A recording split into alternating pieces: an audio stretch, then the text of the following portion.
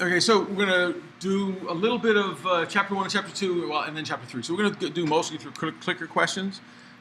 So last week we covered the basics of what you should know from Chapter 1 in terms of 2D and 3D local and global coordinate systems, some of the transformations, the parameters, the aspect ratio, and normalized coordinates.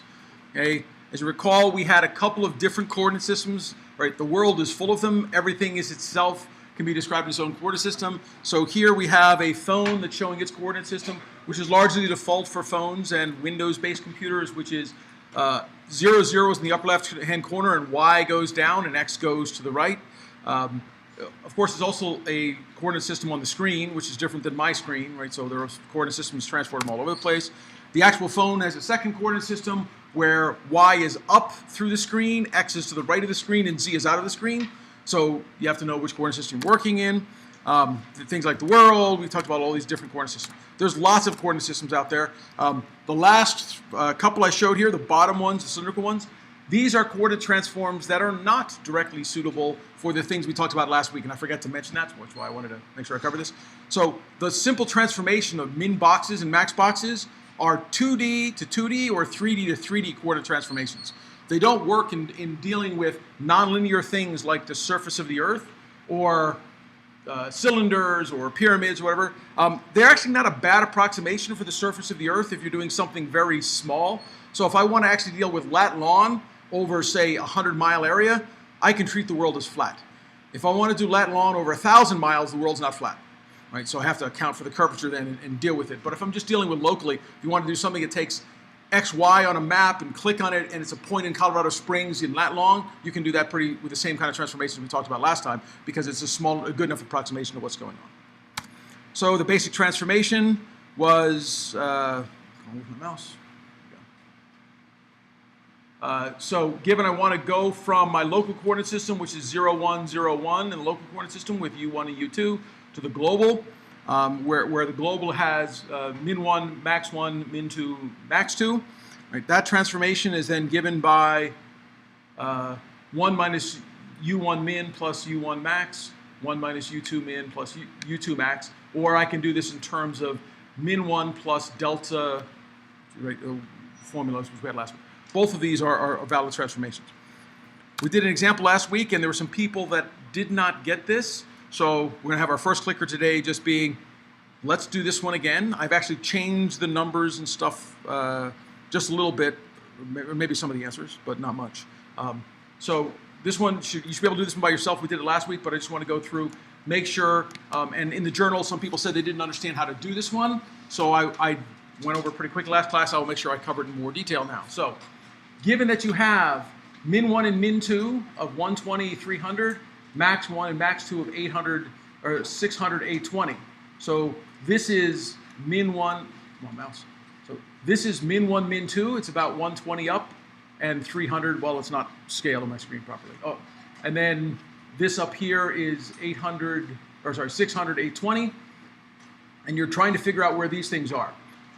So the separation between the columns of the icons are 0, 0.33, 0.67, and 1. And then the rows are at 0.14, whatever. Rows start at the top and work your way down. So again, what is the transformation that maps? And one. The mouse click returns screen coordinates of 200, 709.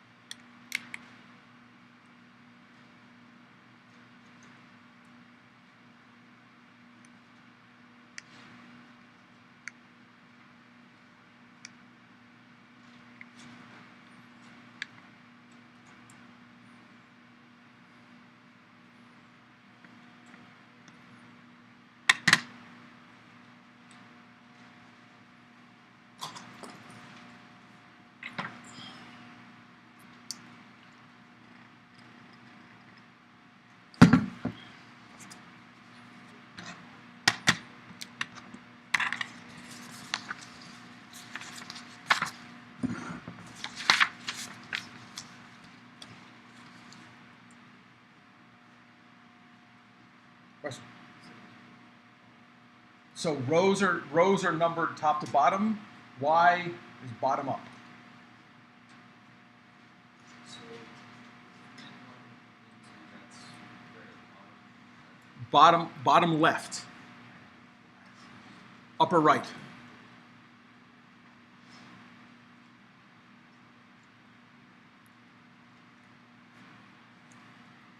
And those are in global coordinate systems.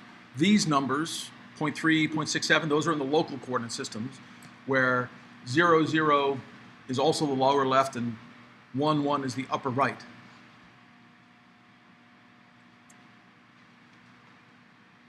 Hannah?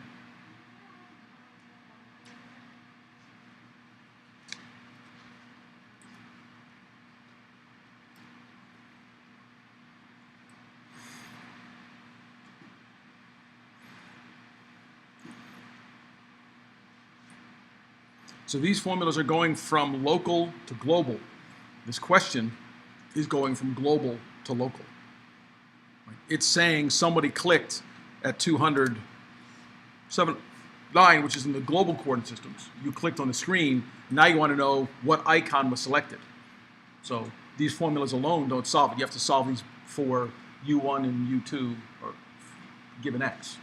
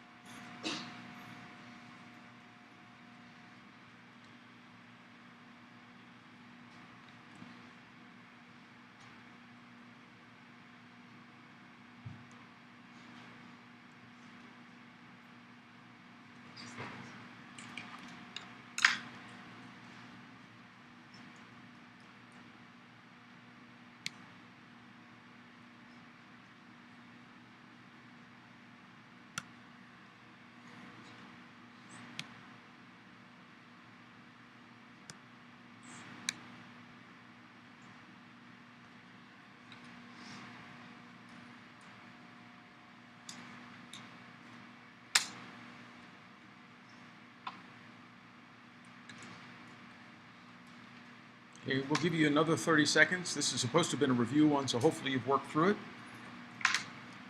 Yes? Question?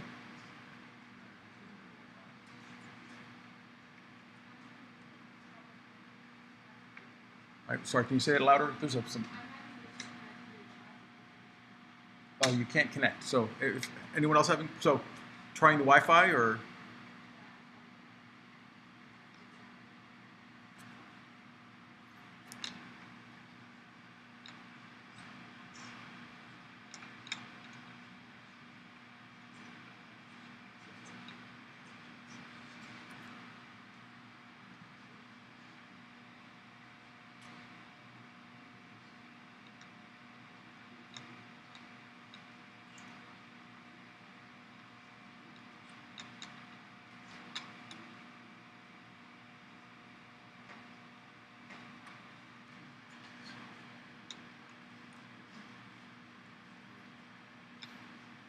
Did you get on, Hannah? Okay.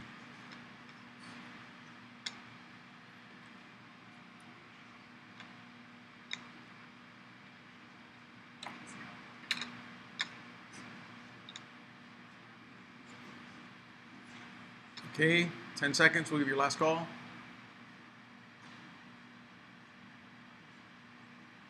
We're just going to have to go on. This was a review question, so if you're not getting there, right, this is, you and I can meet a little bit later. We can talk about how to be a little bit more efficient, but we can't slow everyone down just because you haven't gotten there yet. So, last call, so put in something.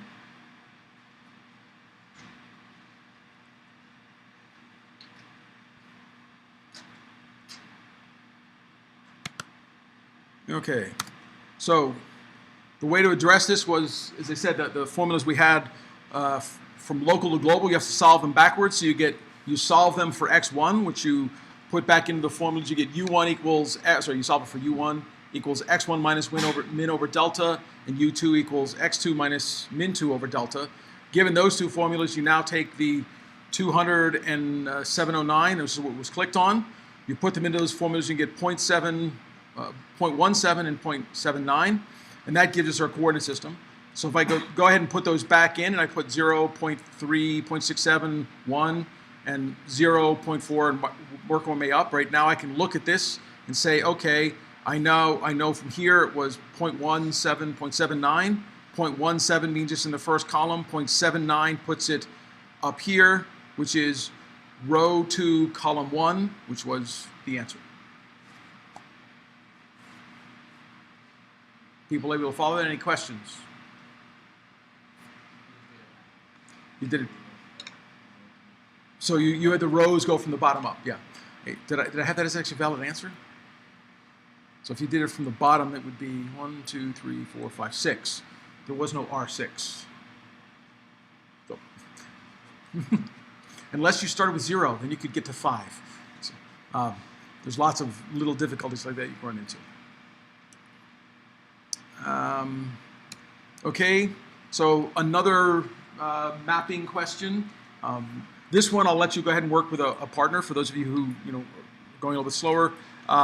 So you can work with person one side or the other.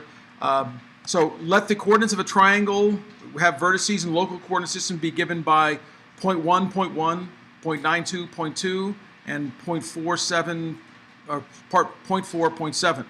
And we're going to map that into a target box that has 1, 2, 3, 3 as the min and max. So what we want to know is, what are the coordinates of the vertex that started at 0.47, 0.4, 0.7? Where does that end up in the new global coordinate system?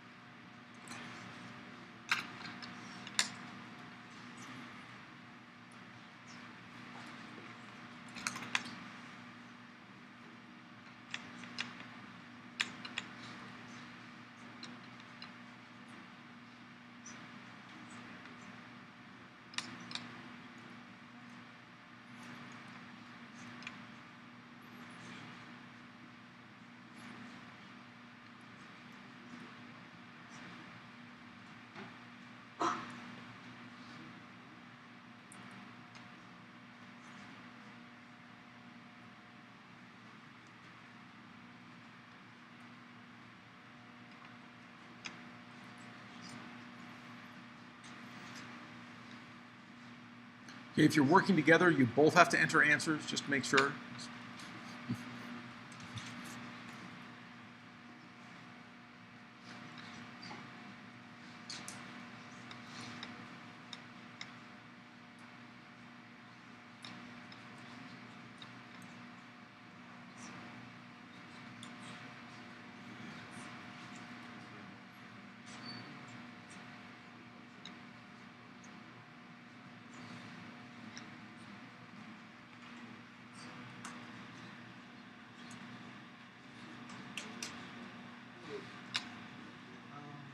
So I bought a new laptop, but something happened with my credit card. I don't really know. So what's the question? Until like 2 days. Is that okay? That's so whether or not you have a laptop is up to you. But if you don't have a clicker today, I have a clicker. oh, okay. Sorry. For doing a programming assignment, whatever. Yeah. You can also use computers in the library. So if you're decent, no, we don't. We do these kinds of things in class, right? You can do it on a calculator, your phone, whatever. So. Okay. Programming assignments are between you and what you can always do in the library, whatever. Okay. So. Do you have a little more time for more questions? Yeah. Got 48, yeah. Sorry, I was late again. Just 2 minutes late this time. Can I drink in here? Yes. Thank you. Okay, I'll give you another 30 seconds. We got most of the answers in. And most of them are right this time, which is good.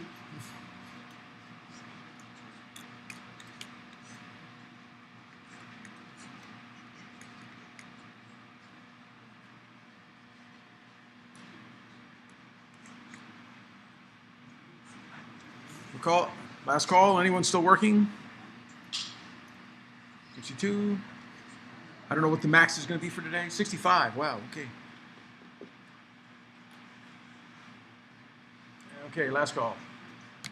Okay, so this one was actually relatively straightforward. This one was just apply the local to coordinate transformation formula.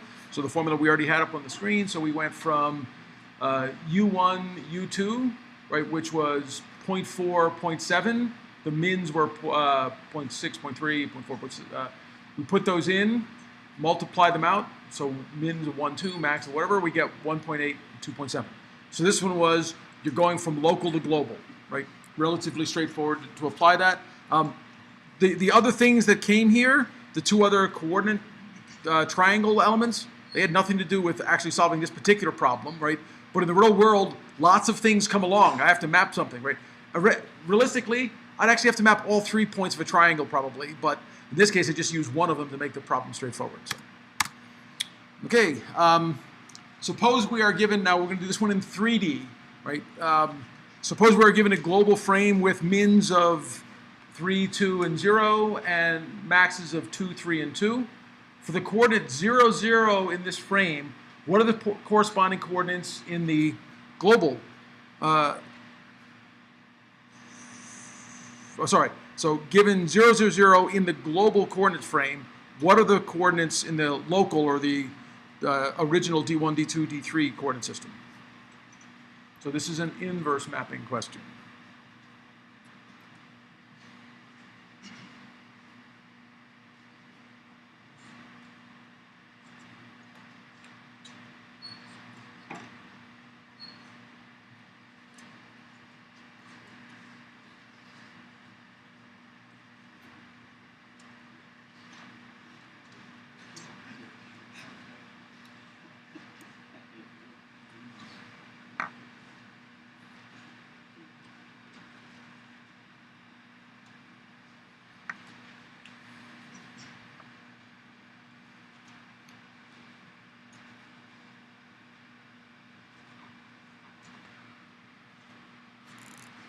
And you can work with a partner on this one. It's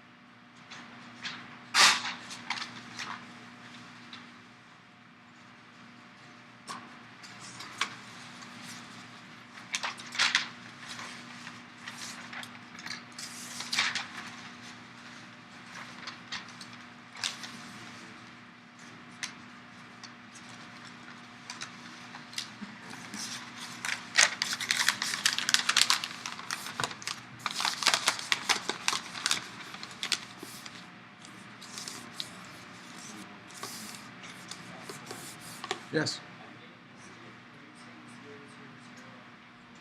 0, 0, 0, the global coordinate system. Where did it come from in the local coordinate system?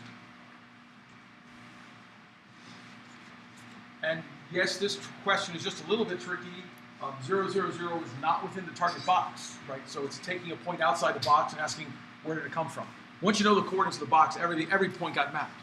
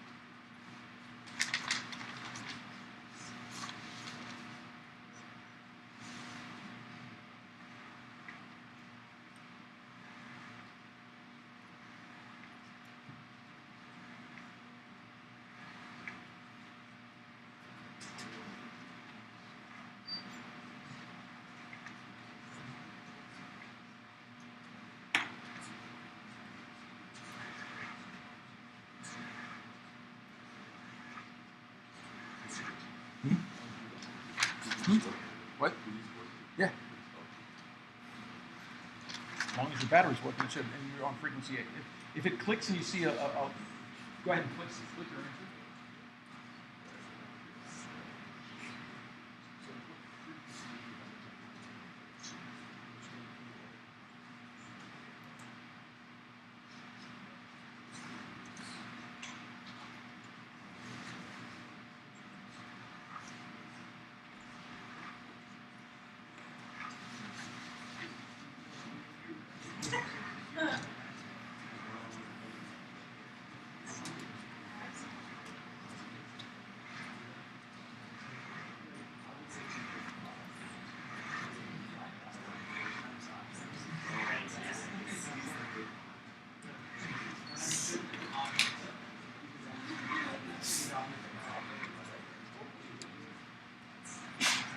Okay, we got almost everybody. We'll give you another 15 seconds.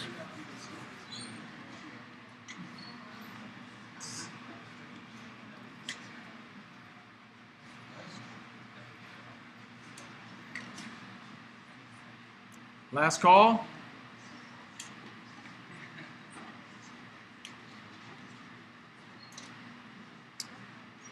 Okay, so as I said, this one is an inverse mapping problem, which means we solve, for example, U1 given X1. You do the same formula for the others, you just replace 1s with 2s and 3s. Okay, so 0, 0, 0, we put those into that formula. You get 0 minus 3 divided by 2 minus 3. Now that was another slightly tricky part of this question. You'll notice that min for the first coordinate is greater than max. This coordinate system flipped upside down when it was transformed. So heading towards 0 is actually getting smaller, right? So this first one is 0 minus 3, 2 minus 3, which is 3. The second coordinate is 0 minus 2, 3 minus 2, right? Because we're going to take min and max in this case are in the right direction, which gives us minus 2, and then the last coordinate is 0 minus 0, and 2 minus 0, so it's just stayed the same because wrong way. Because we were asking about 0 and 0 was min, so min is just where it went. So the correct answer was D, okay, which most people got. If you got A, you probably forgot about the sign when you did the numerator, and the denominator here. You did 2 minus 3, you need the minus 1, and if you didn't do that, then you'd get you forgot about you get this one, you just drop the sign, so you probably did 2 minus 0 instead of the other way around. So there's lots of ways to get those answers, but is that a question or just a stretch? Okay, we're good. So one more, this one is going to be quick. We're just answering the questions.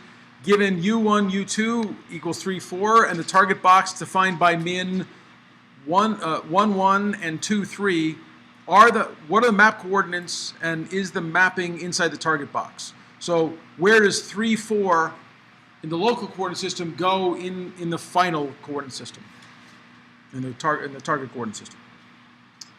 So this one you should be able to do by yourself. We've done a couple now, so this one you should not need to chat about, and hopefully work the formulas enough this will go quick.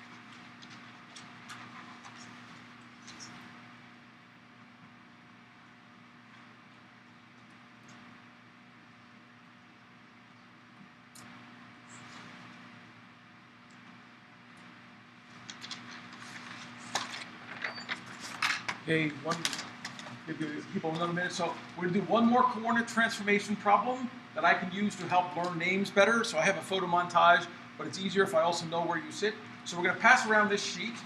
And this is a coordinate transform problem because you have to figure out where to put your initials on this sheet. Please use 3 initials just so I can make sure in case I have 2 of the same. Okay, so the front of the room is here.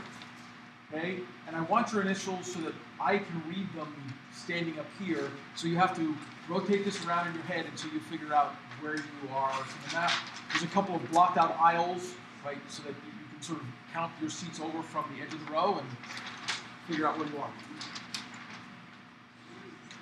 It'll get easier as it goes around. It's really not that hard a problem. I'm just trying to make it somewhat related to class.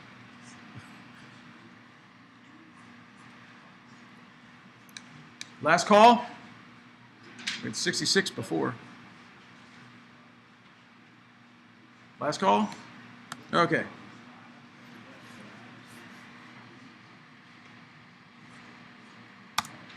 Okay, so this one again is a straightforward forward mapping question. So you take your formula,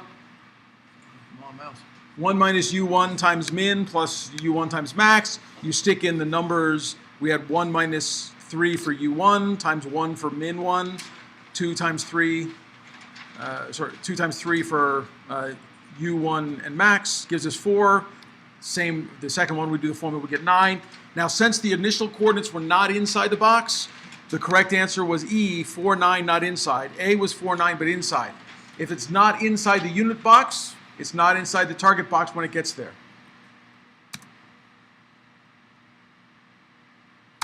Okay, one more transformation question.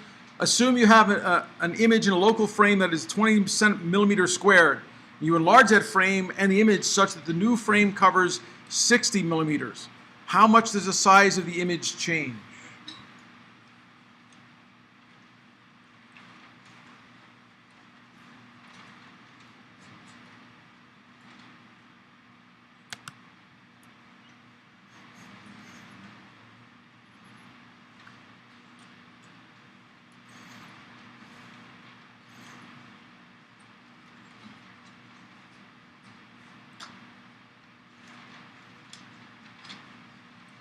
Okay, you've got it.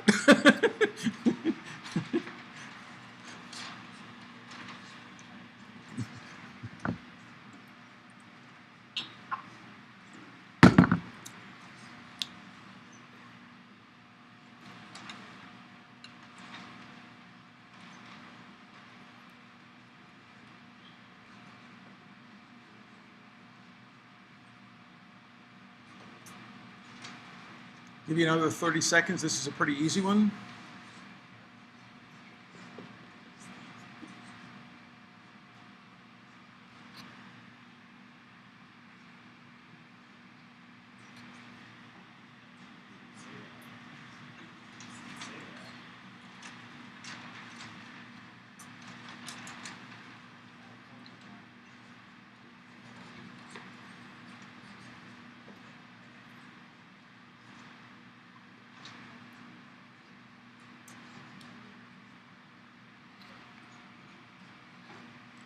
Last call.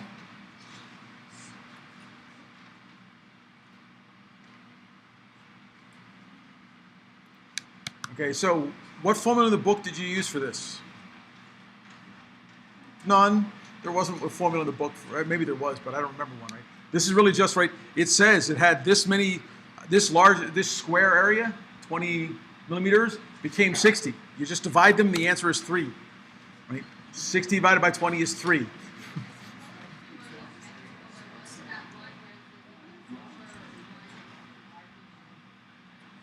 Yeah, so you could have tried to compute what would be delta, but in fact, you don't have enough information here to answer what is delta 1 or delta 2, because I could have done this by making it 20, so let's say it was square root of 20, by square root of 20. I could have made it 6, so much larger and kept the same width. That would give me the area. I could have made it much wider, or I could have just made the whole thing square, right? It doesn't say how I enlarged it, so you can't answer anything about delta 1 or delta 2. Or its aspect ratio. It just told you the area of what was going on. Suppose we're given the coordinates 1, 2 in the D1, D2 coordinate system. What are the corresponding coordinates in the global frame where I have an aspect ratio of 6 to 4, where min 1, min 2 are 0, 0, and delta 2 is 4. So now I've told you one other piece of information in terms of the aspect ratio. What are the coordinates after the transformation?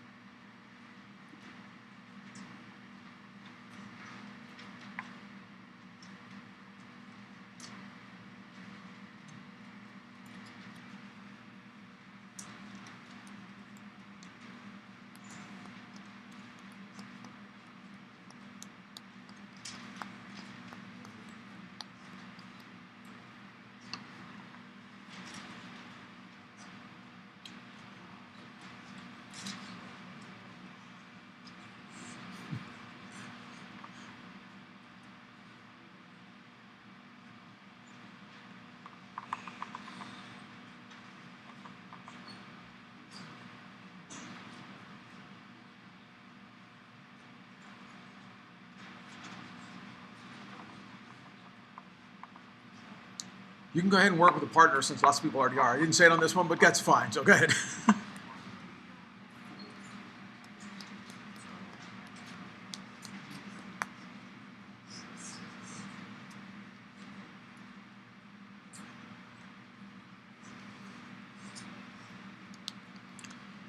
We are behind.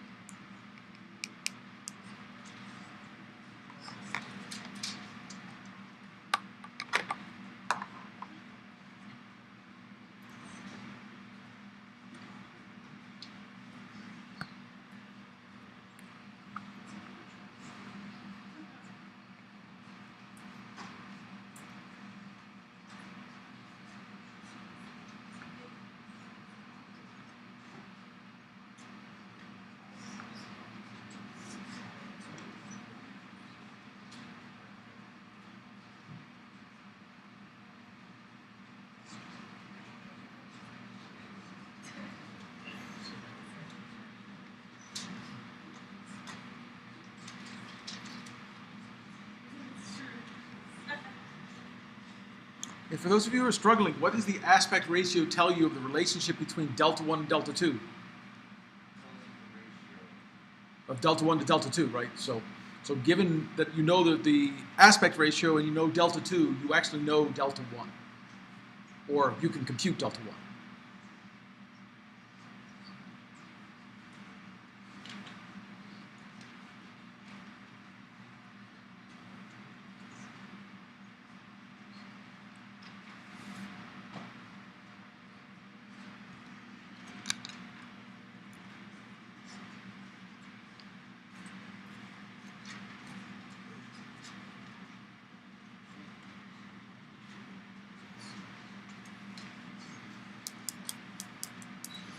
Okay, I'll give you another 30 seconds.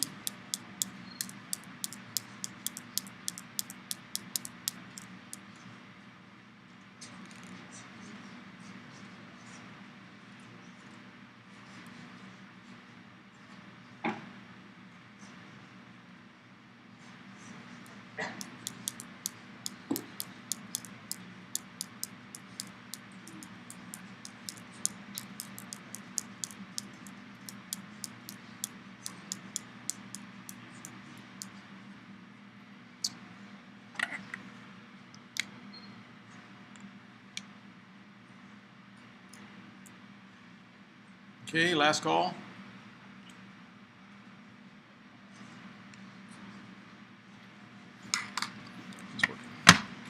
Okay, so as I said, given delta 1, you can compute delta 2. So you know delta 1 is 4 times 6 over 4, which we told you was the aspect ratio. 4 was delta 2. So delta 1 is 6. We can use the formulas in terms of deltas, min plus u1 delta 1 to solve that. And I get x1 is 0, 1 times 6 is 6. X2 works out to be 8, which gives us C. Right? So relatively straightforward. Any questions on that one? I don't even know how to get some of the other answers. The last second, a bunch of people gave up on D, which was good for a while. Right? When I ask questions and I say things like need more information, that's a statement about everyone, not you. Right? It's like I need more information. That's not going to answer it. So didn't have that. I don't know how to get either A or B in any meaningful way for this problem. So I try to keep it pretty straightforward.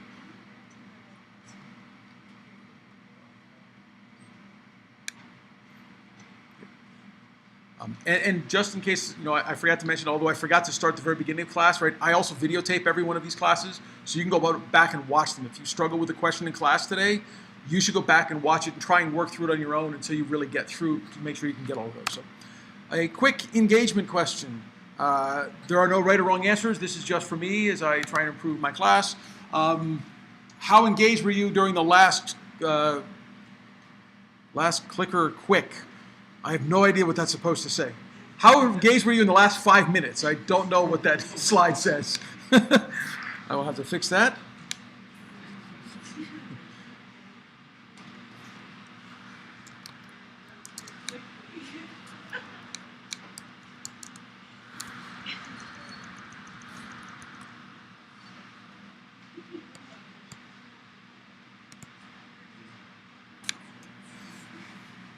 Okay, this one shouldn't take you very long, so last call.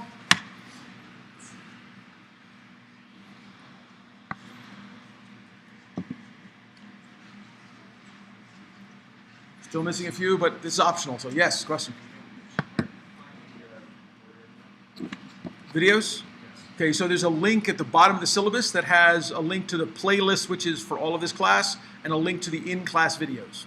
So there's a link at the bottom of the syllabus. So, I'll post something directly in the modules as well, like I'm doing for each of the videos, just to make it a little bit easier. Okay. So now we're going to move on to points and vectors. Again, this was supposed to hopefully review, because points and vectors are stuff you're supposed to have had before you got to college, but a number of people didn't, so we want to make sure we cover them because they're really important that you do know them before you leave. So points. Points are points. They're positions in a coordinate system. Vectors are directions and magnitudes. Vectors make sense, and they can be moved around the coordinate system. They don't have to be at a particular origin. Whoops. Hey. Behave. So when we talk about them, and again, the chapter covered a lot of stuff. I'm not going to go through all of it, but what's the difference between a point and a vector? I just covered a little bit about that. What's a vector field? So some class participation points. And when I do this, your name. Yeah.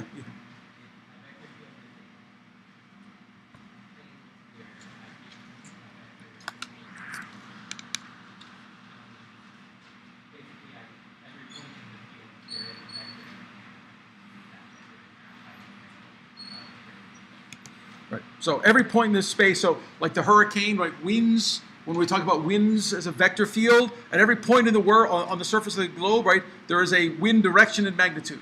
Right? It can change, but at any point in time, there's a vector field that has points and magnitudes.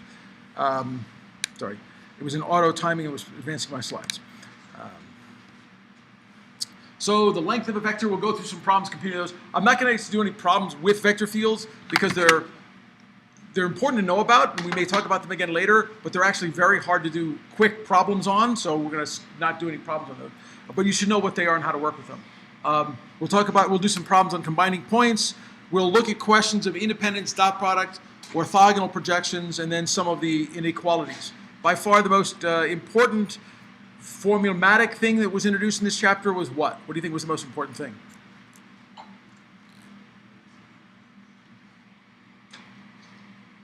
Brian? Dot product, yes. So our dot product, right? So we can get to the dot product a couple of ways. It's also related to the law of cosines.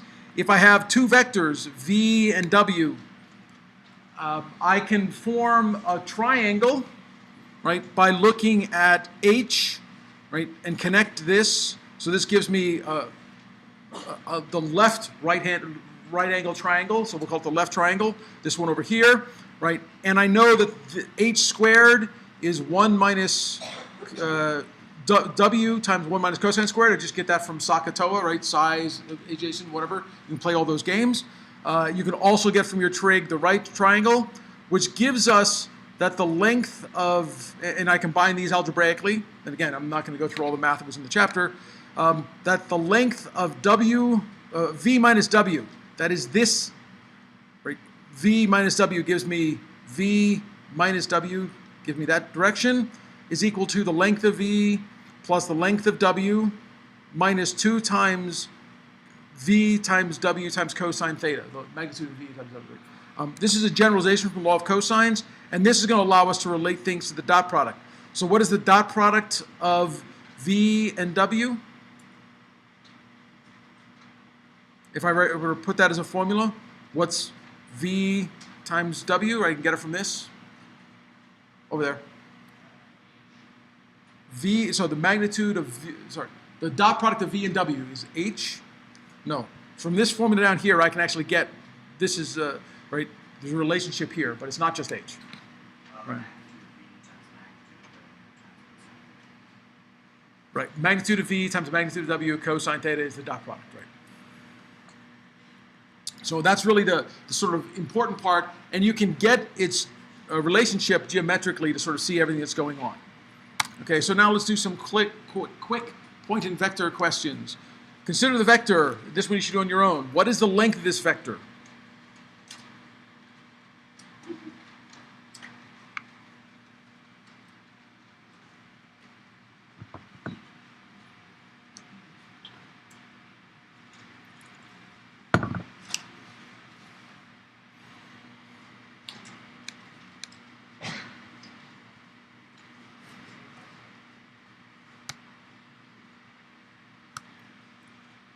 Okay, almost everyone's got this already, so it's quick. Keep going. I'll give you another 15 seconds.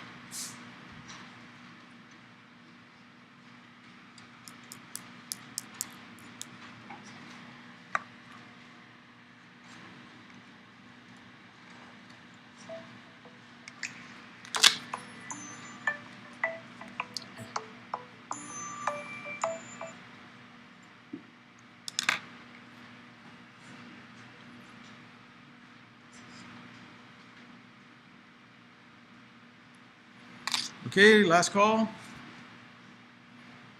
Okay, so almost everyone got that one, the correct answer. Come on.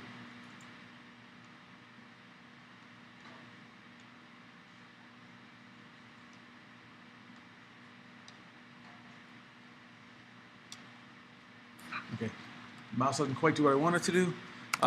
Oops. The correct answer is the magnitude of a vector is the square of each of the elements of that vector, square rooted. Right, square root of sum of the squares. So in this case, that's the square root of 0 squared plus 4 squared, which is 4, which was C, which almost everyone got. Okay, consider the points P and Q, or B and D, depending if you like them upside down or right side up, equal 4, 5 and 3, 2. What is the distance between these points? Yes, question.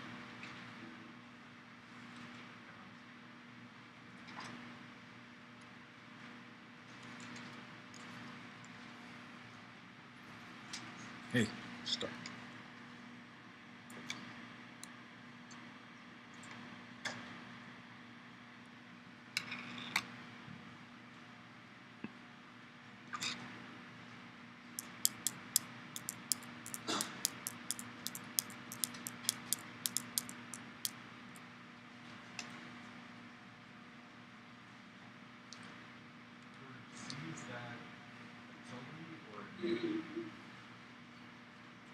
That's an approximately. Okay. That's a little tilde. I didn't have an approximate symbol.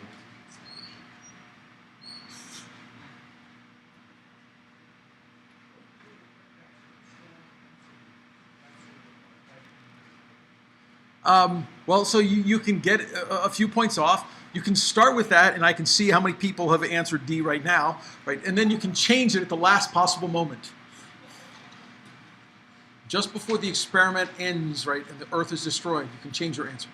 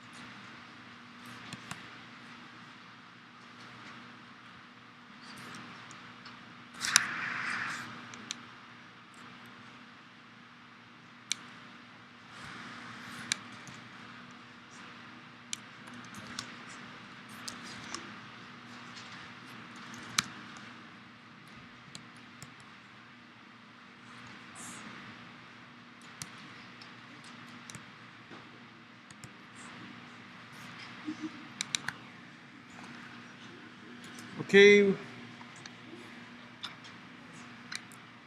Give you another 15 seconds.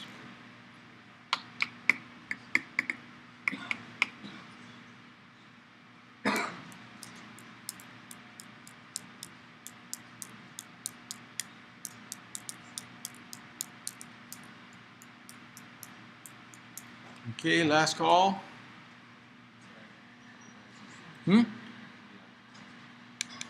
Can't connect? Good? Okay, last call. We're still missing one. Okay. Okay, so to compute the distance between 2 points, one way of doing it is to take the vector that between them. So I get the vector q minus p, or I can do the vector p minus q. I get -1, -3 as a vector. Now I compute the length of that vector, which is the square root of the sum of the squares of each element, which gives me the square root of 10, which is about 3.16. Right? And the 3.5 was in there just to say, well, you know, it's between 3 and 4, so, but it's much closer to 3 than it is to 4, so it's not about 3.5. So even if you didn't have a calculator, hopefully you got that. To get A, it's not, you have to remember to take the square root, right? So A meant you didn't remember to take the square root, and I don't know how to get B. Anyone get B and can explain how you got there so we can go over what the, Don't square. Then you have the square root of -4, which would be 2i, which would be okay, but not in this class. Okay, you have a vector of length 84. What is the length of the vector minus v over 2?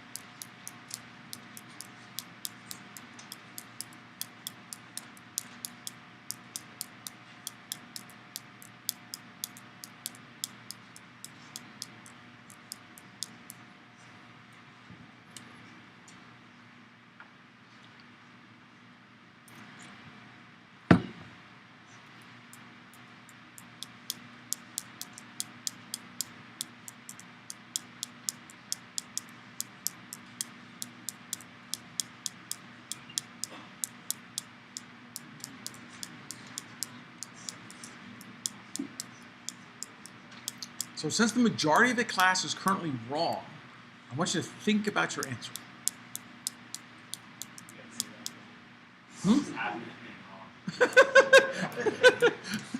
You have an answer on the page. It's something, right? No. But I didn't say you were wrong. I said if half the class was wrong. It's now less than half the class. But.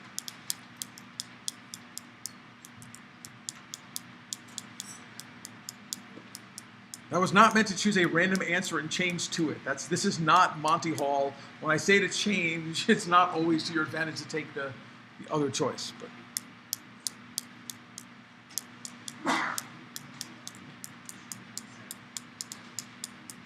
Okay, last call.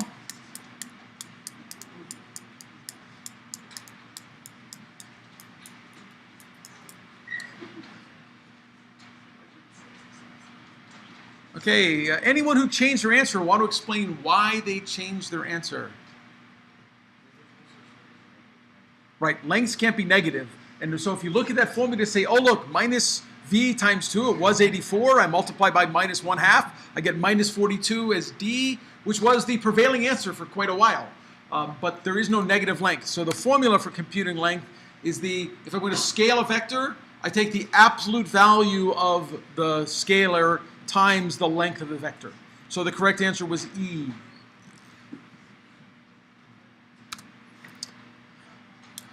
Consider the two vectors 2, 0, and 0, 2. What is the angle between these two records in radians?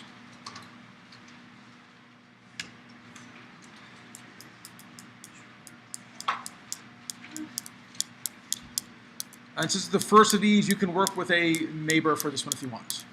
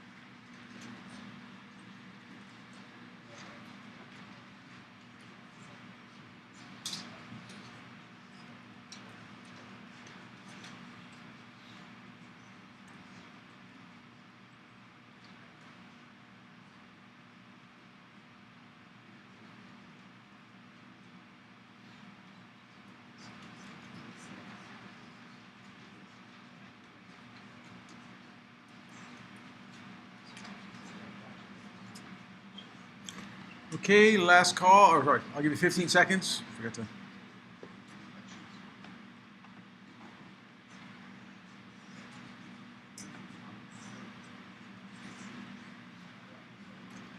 Okay, last call.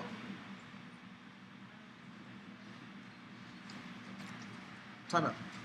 Okay, so the process for doing this is given the two vectors. We compute the magnitude of each of the two vectors. We get 2.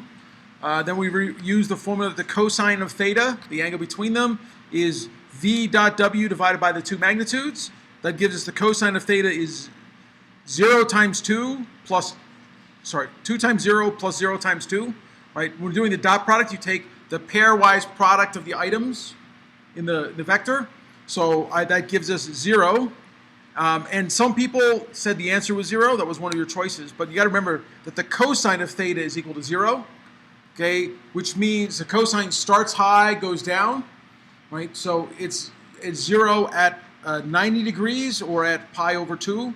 Right? Which gives us pi over 2 radians, which is about 1.57. Pi is 3.14. Right? So that gives us B, the answer, the correct answer. Any questions on that one?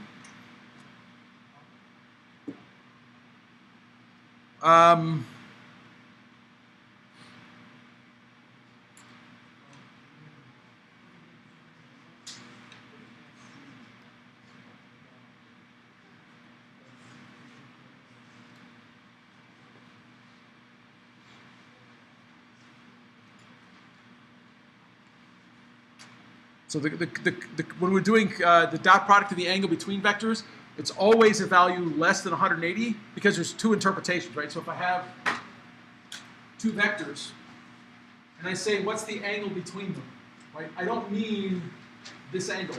It means the smaller of the two angles, right? Whenever you're asking for that question. So although cosine of this angle would also be 0, right, 270, right? When we're asking for the dot product form and the angle between the vectors, we take the smaller of the two angles. It's a convention. But this is really not between, right? That's between. Okay?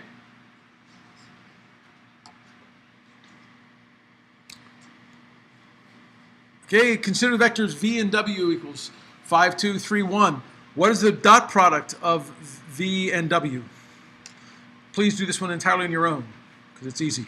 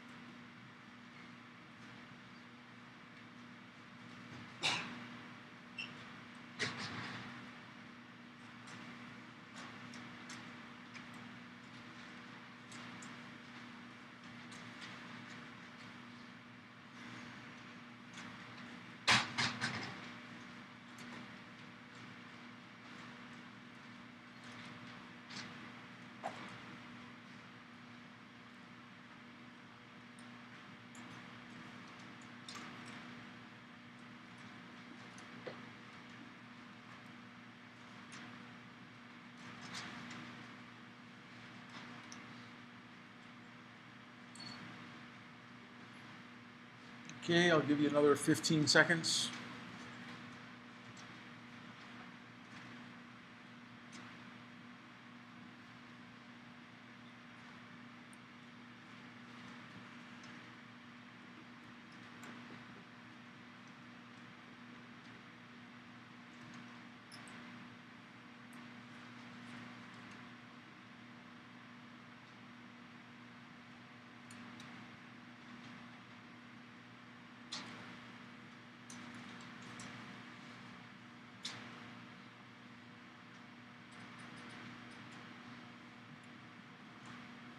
Okay, last call.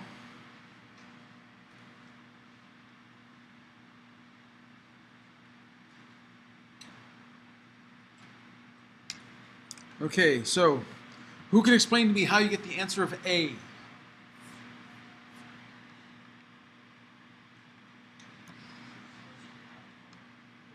Just add them all up. 5 plus 2 plus 3 plus 1 is 11. Yes, I guess that's one way of getting an A.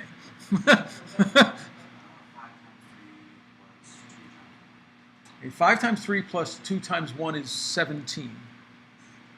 Right. Which is actually the correct answer. Okay, A was the second most common answer, and I wasn't sure how people got A. But, you know, I just had an 11 there. So I guess if you add up all the digits, you can get to 11. But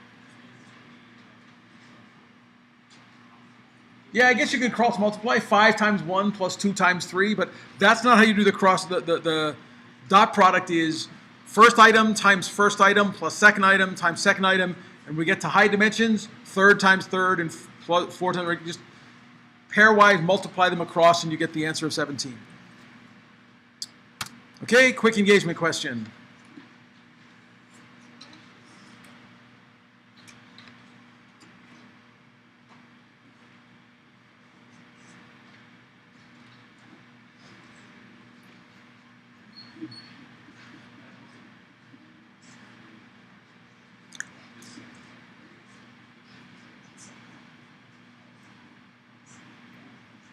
Okay, last call.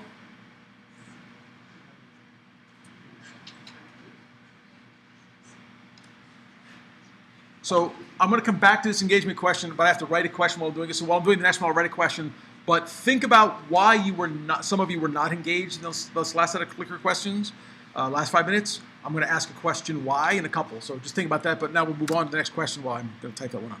This one's also very quick. Scalar values 1 minus t and t are coefficients. A weighted combination of points using these kinds of coefficients is called a fill in the blank.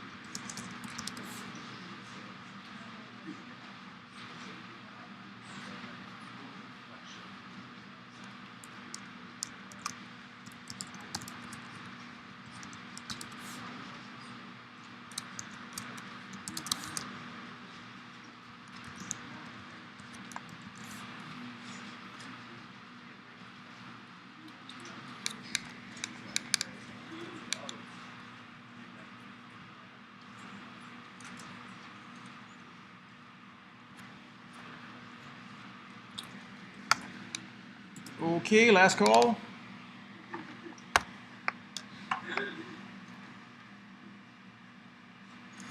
Okay, so almost everyone got this.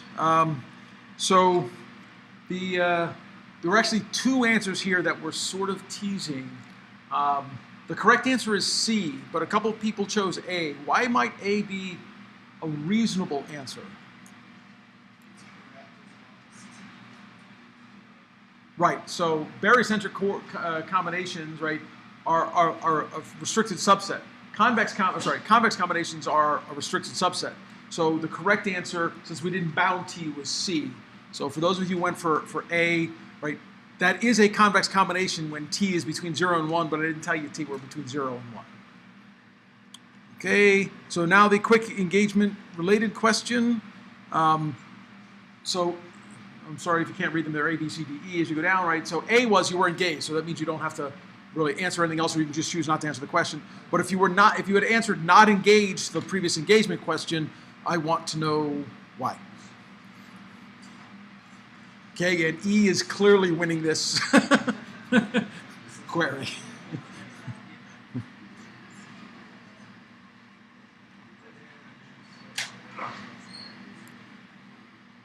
Last call. I said you don't have to answer this one. If you were engaged, it was fine. Okay, next real question. Which of the following gives you the best description of the figure above? Do this one on your own.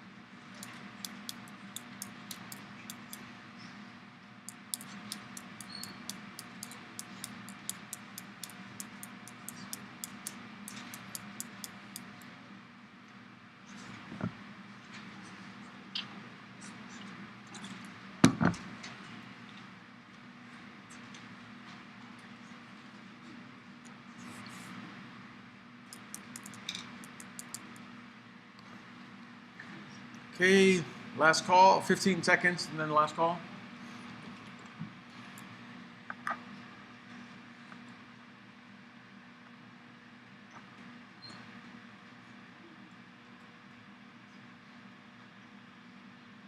Last call.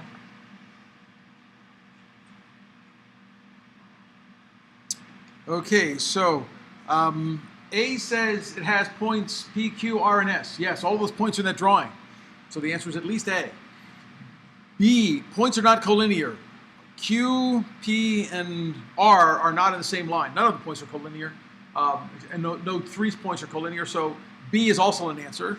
So now it's either D or E, because it's got three answers. And so the question is there a barycentric combination of 3 points? S is a barycentric combination of the 3 points, so the correct answer was E. All of those things were true about those points. Okay, so given the vector, we'll do one more and then we'll go ahead and take our break. I forgot about taking a break. Given the vector 1, -1, and 3, 2, find the orthogonal projection onto W, of W onto V.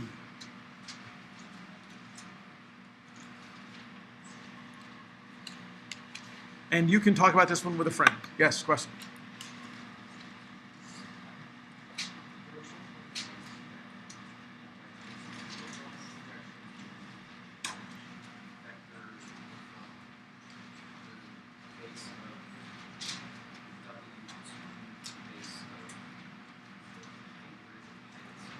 So it's the projection onto it. So if I have this vector, and I want to project onto this vector, this is, what did I say, W onto V? Project W onto V, right? And this is V. I want to project, well, this one's not good. Let me do this one. It's a little easier to see this way. Right? I want to project and figure out what is this point. So it's on the vector V, projecting W down.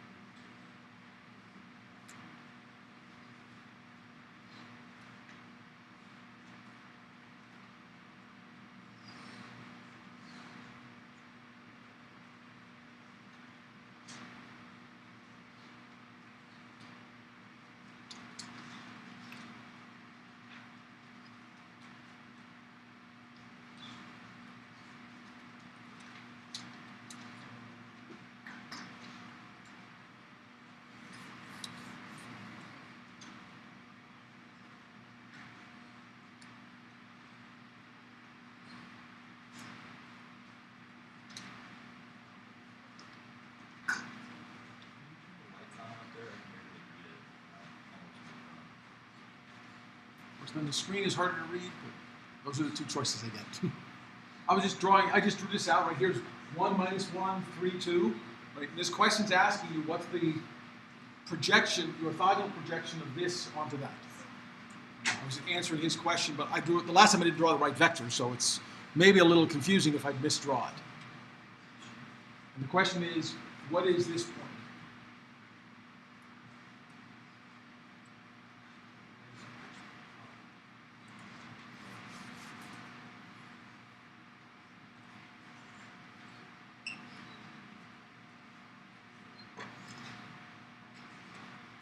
I guess when I draw, I should go over there. Of course, then it'll be really far for you guys. I'll try and draw higher next time. Okay, so we got, I guess people are still working on this one.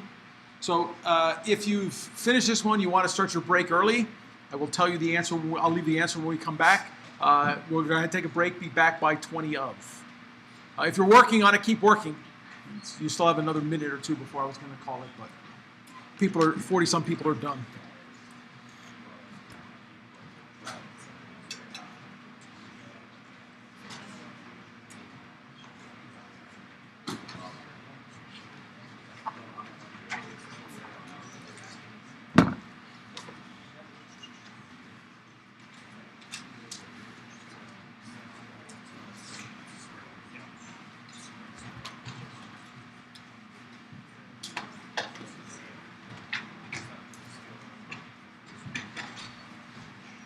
Make sure you click in before you leave.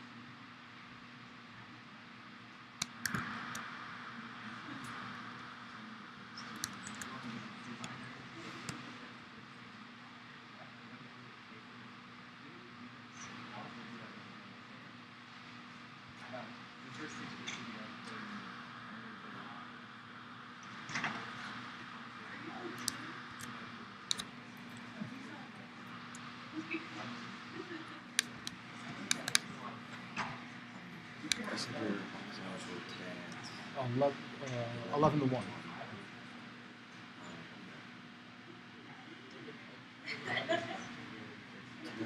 asks for sort of appointment that starts at maybe 1:40 and goes for the past 0 hours. Well, for It starts at 1:40. It's already past my office hours, but I can probably do 1:40 to 2 something. 12:40. Yeah, you can come by then. So that's fine. And if we're still going, so I have another class I have to prepare for, but I should still be able to meet then. So, okay.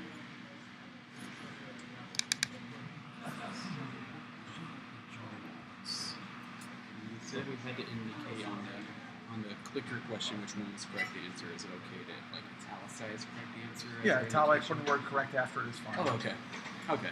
So I couldn't give people some people, sometimes the answers are pretty obvious, but I can't tell that they know that.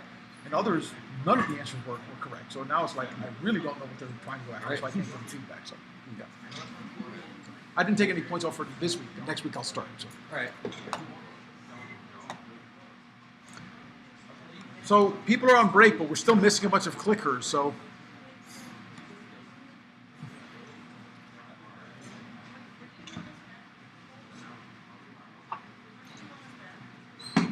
20 of them. 9:40 losses. I keep doing that. I got to fix that clock. I said 9:40. I did say that, so I'll still live with it. And now I'm going to go fix that clock. I quit last week early because that clock is like 10 minutes off.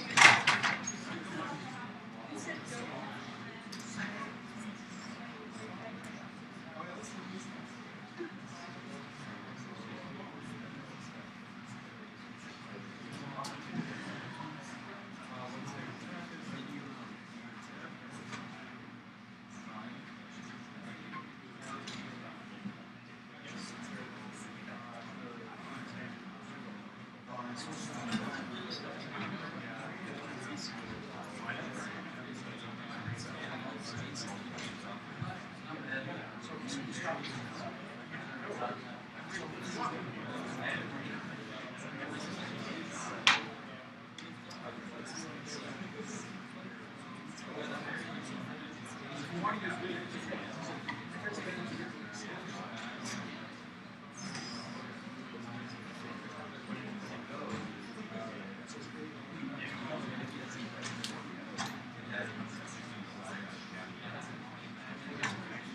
Let's vote for E. And now switch that to B. It's working here. It's working? Okay. Yeah. We'll give you the correct answer with A. So it's working. Now the only question is it registered to you?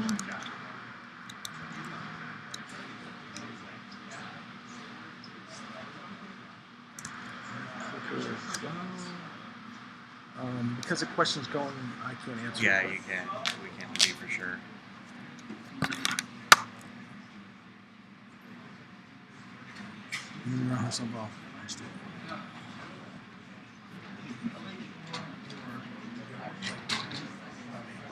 Just because otherwise you don't have to pay for repolling. So I'll resolve that today. Well, I already had a subscription Oh, you already had a thing subscription? from this. Oh, it came with it? Yeah, so. Okay.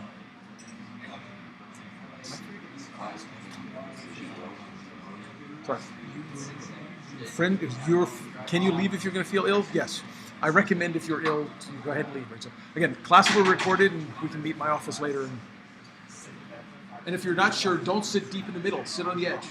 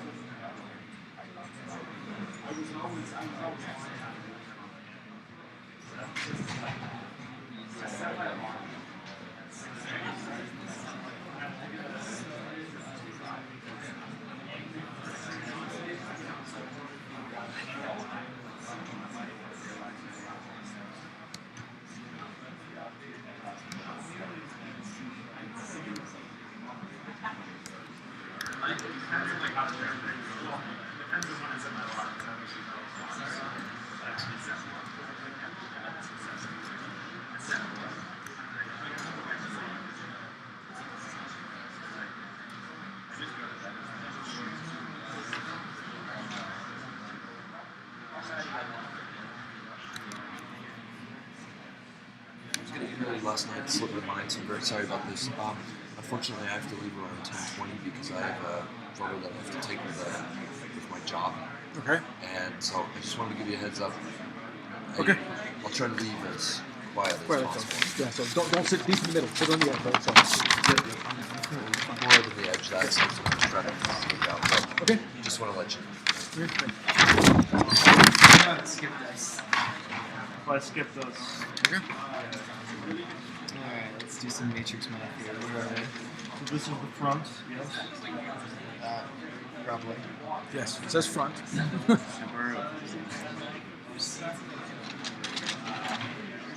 Is this from... So is that the aisle?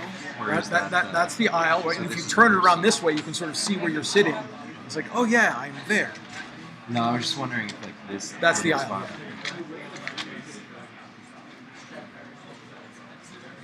Alright, what are my barycentric coordinates? 12. I'd say there. Yeah.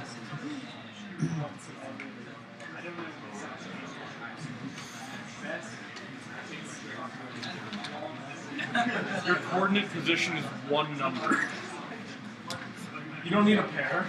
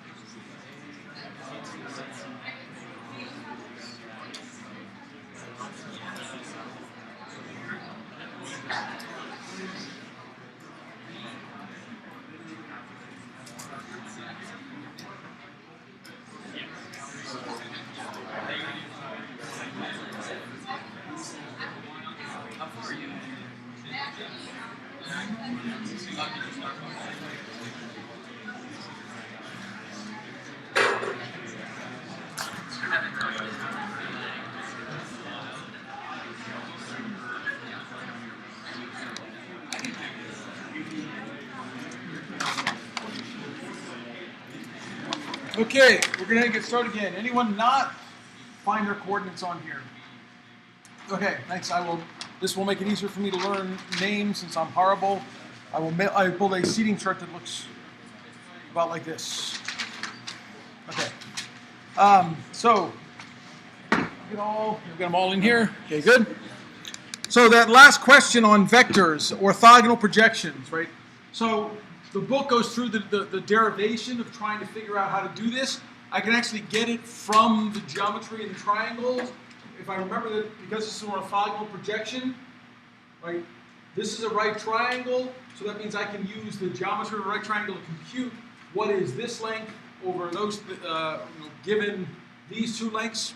And the book derives the formula for it. So it's the length of W, this is W,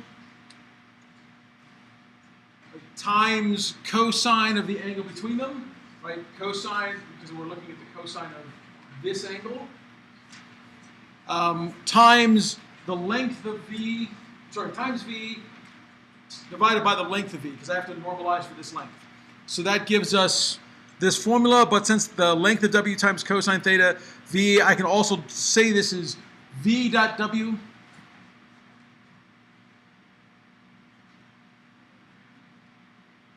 I'm trying to figure out if I can get somewhere in between here.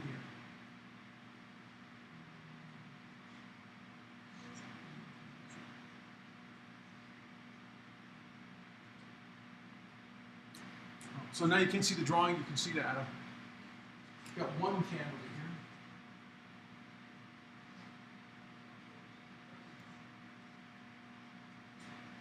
So if I use that side of the board, you'll be able to see them.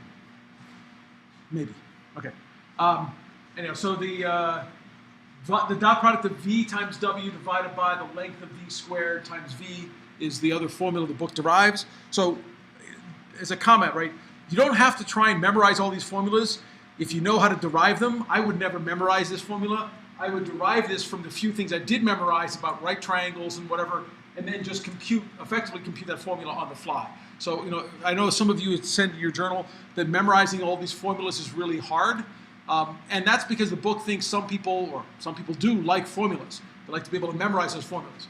You don't need to memorize the formulas if you understand the geometry and you can say, oh look, here's it, I need to know this so that I can compute this angle. So if you remember a few formulas, you can derive lots of the other ones. So in this case, and almost everyone got this, you get v dot w divided by the magnitude of v squared times, I put a dot here, sorry, this should just be a times, v, which gives us 1/2 and minus 1/2.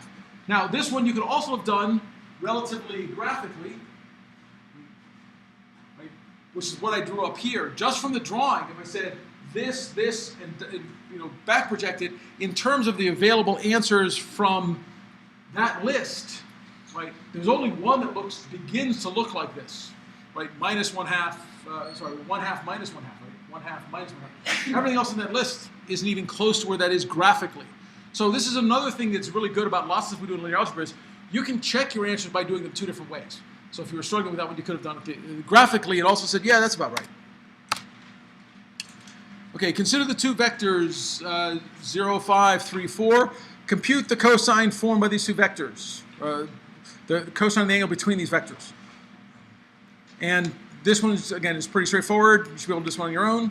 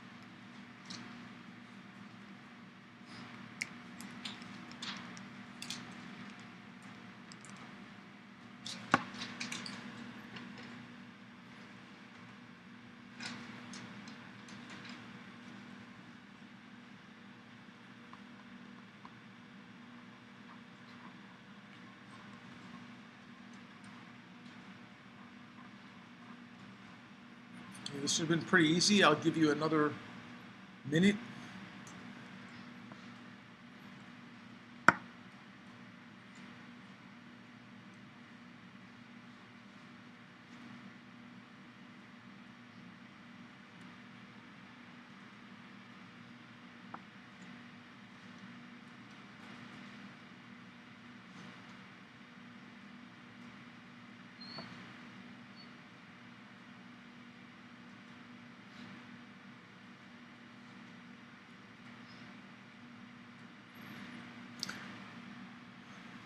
Get another 20 seconds. Remember, this is asking for the cosine of the angle.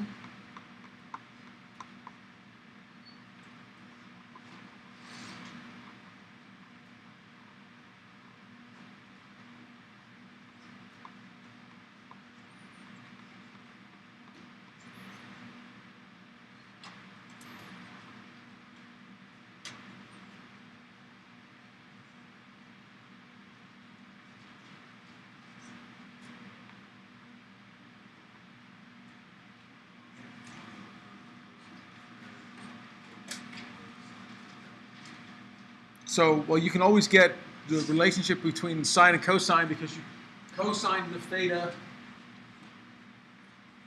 equals 1 minus sine of theta.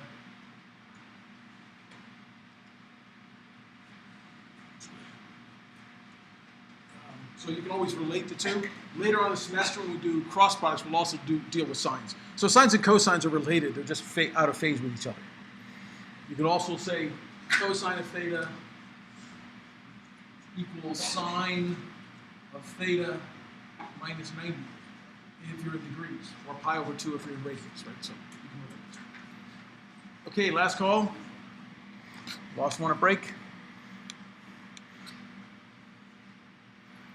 Okay, so this one was a little trickier, I guess, than I thought. Either that or I put the wrong answer up here, but let's see.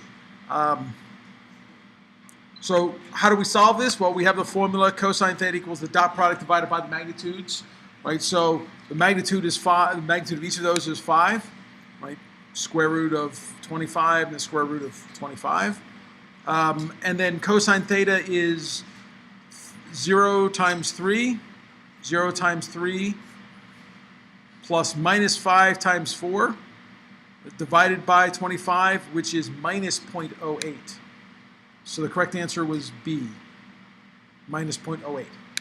A number of people got C, and so my guess is you forgot the minus signs when you did this product, and therefore you ended up with the wrong answer. We also had an E and a D. I'm not sure where those come from. One of them might be if you do arc cosine, but I don't think either one is the arc cosine of 0.08. So. Very simple one. So you get 1 minute for this question. What is the normalized vector of V, given V is the vector there?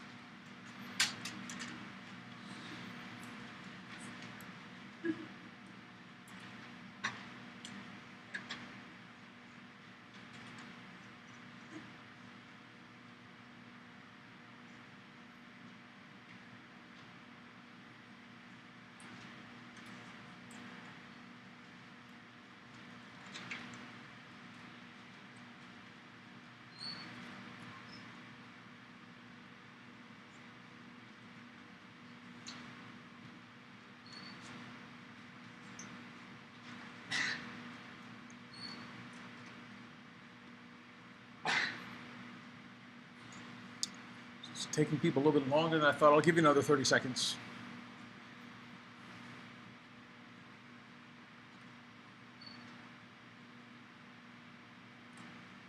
I will give you a hint. You might have to factor your square root stuff to match one of these answers.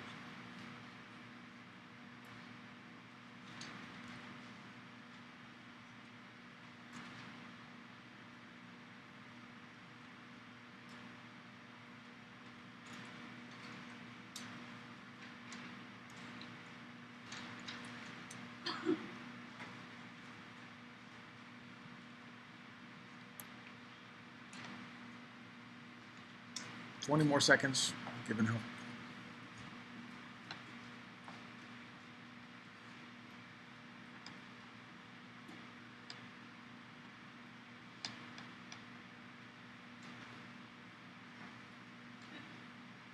Last call.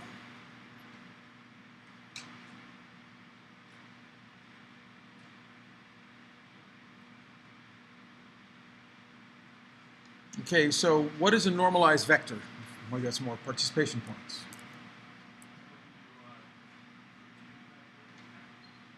Right, so the vector's got a length 1, so so we basically take our vector, we normalize it, we take its magnitude, and then we divide by that. So the magnitude of this is 4 squared plus 2 squared, which is the square root of 20, which is also 4 times 5, which is 2 to the square root of 5. That's the little factoring that you have to get things to show up in the answers that had the square root of 5 in the answers. So you just put those in and cancel out the extra 2's, and you get that answer. And most people did get that. If you didn't, and you just struggled with, you didn't know how to factor this, right? Factoring is still a useful skill. We may use it from time to time, so you might have to deal with those. So now the first of the clicker questions actually came slightly modified from some of the student questions. I will try every week to choose some of your questions, and you get class participation bonus points for having your clicker questions chosen from your journal. So if you had good journal questions, I may choose those. Sometimes I will also fix them. A number of the ones I chose this week are because the answers that were in the clicker questions either weren't answered or they were wrong. So I wanted to help those people by going over those problems. So what is the angle between the vector v1 equals v, I got v on both sides, and w equals 5? Again, you should be able to do this one pretty quickly on your own. You haven't seen the formula for this in 40 seconds.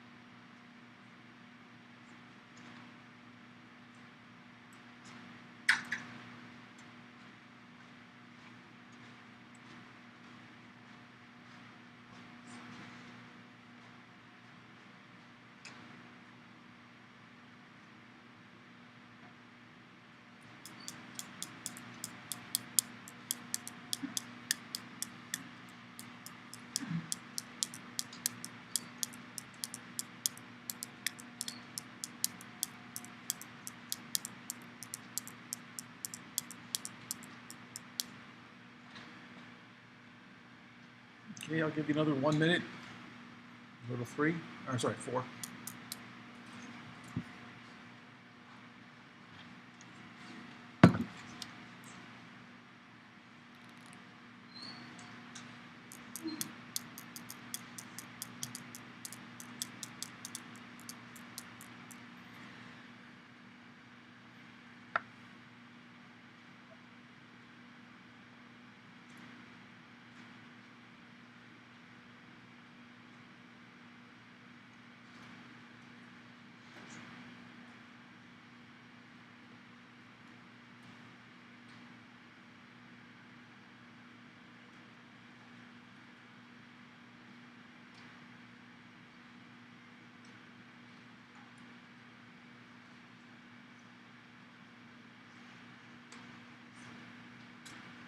Okay, 10 seconds.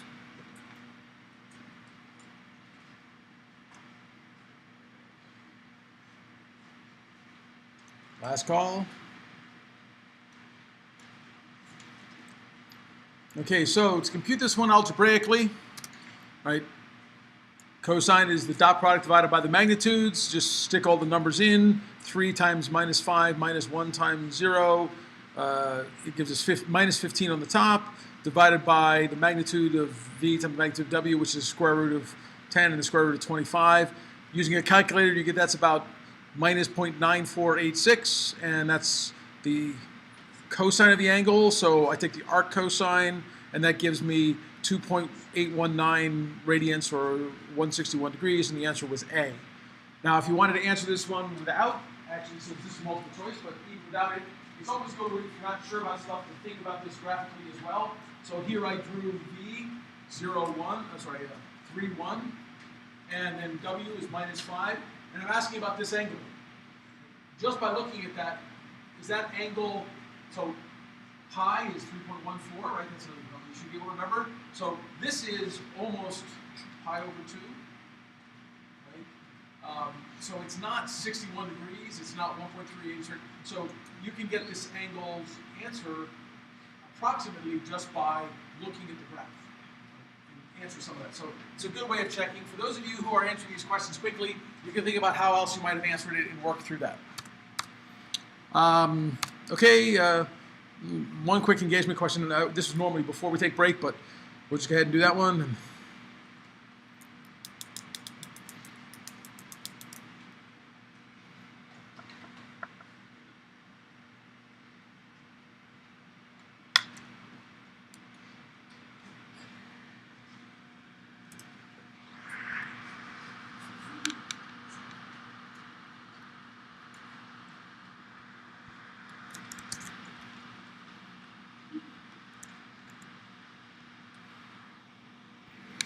Okay, last call on that. Whoops. And then, because again we had a number disengaged, we'll do this one real quick. If you are disengaged, Y. If not, just choose A.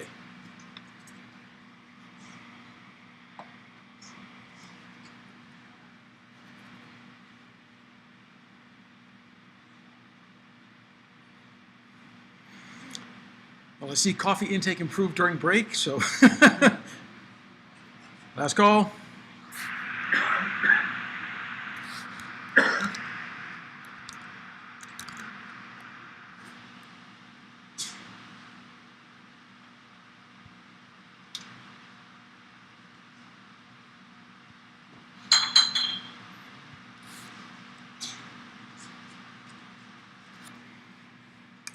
Okay, we're going to hit and moving on now to chapter 3. Since there were some questions in the journals, and we're going to do a bunch of these clicker questions, but I just want to make sure I go over this. How do you convert implicit to parametric form? I'm actually going to describe two different ways of doing it. There's the way the book does it, and then there's other ways of doing it. So we'll go ahead and talk about that. So given this implicit form, right, I have minus 2x1 plus 4x2 minus 4 equals 0. And I want to put it in parametric form. What's the first thing I do? I need to see hand. Okay, Ryan. Okay. Find V, which is the vector direction, and how do I do that? Go ahead.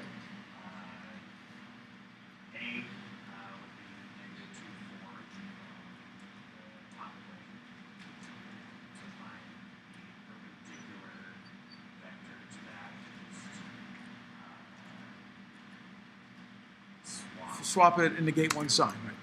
Right. So we get 4 over 2 is our vector direction. Okay. Now this is one of the places. So there's some conventions we have to deal with. So first of all, is that the only vector direction I could have had? No, I could have gone the opposite direction, right? So if I have a point in a vector, I can also have a point in the opposite vector, right? And still get the same line. It's just I get different values for t. So, but the book takes the convention that I take, in this case, I have ax1 plus bx2 minus c, and they take the convention I take b over minus a. Right? As long as I can take b over minus a, because a might be 0, in which case then I can't take it that way. You have to work through a couple of other choices. But that gives us our vector direction. Now to choose p, we determine which coefficient is greater in absolute value. Since minus 2 is less than minus 4, we choose p given by 0 divided by 4 over 4, which is 0, 1, right? So we're plugging in this case, we're going to take the ratio. It's one point is 0, the other is either BC in this case or AC in the other case, as you're going to work with those. And those really can be viewed as, if I put in 0 for x1, what is the point I get? Well, if I put in 0 for x1, I put in 1 for x2, and that gives me 4 minus 4 equals 0, right? So one way of looking at that is, given the vector direction, choose one point equals 0 and solve for the other. right? And that's really what this formula in the book is doing. So I would never remember the formula. I just know the process. You want to find 2 points on the line, set one of the coefficients to 0, put it back in the implicit equation, and solve for the other. Question? Is the other one what?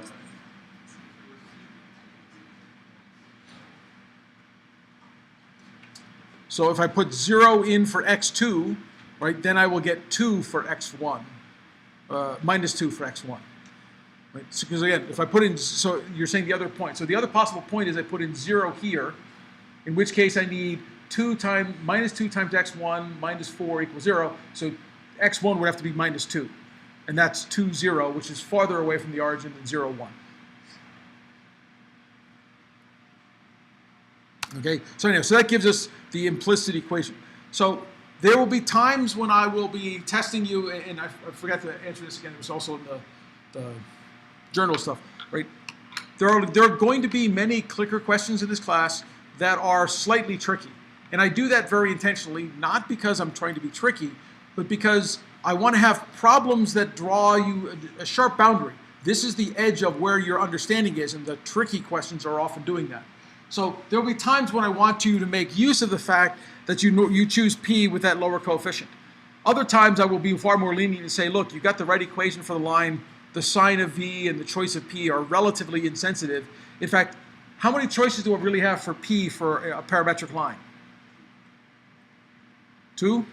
Who wants to argue for other than 2?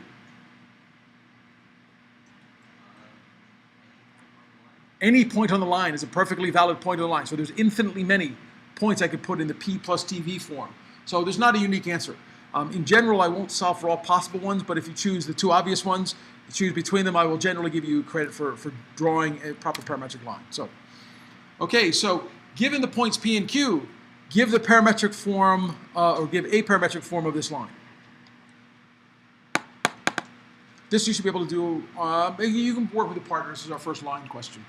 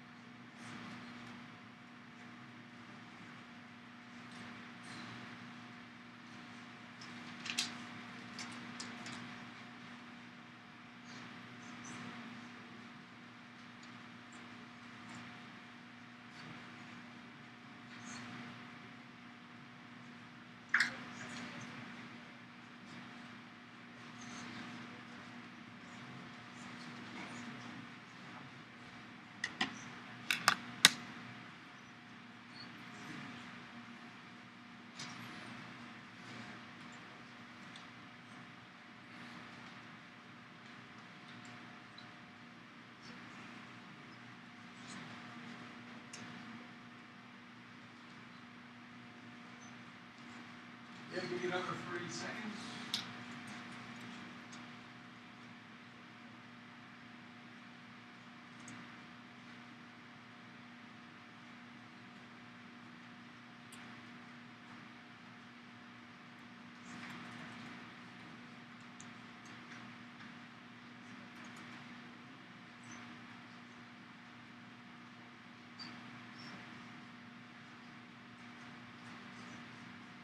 Okay, last call.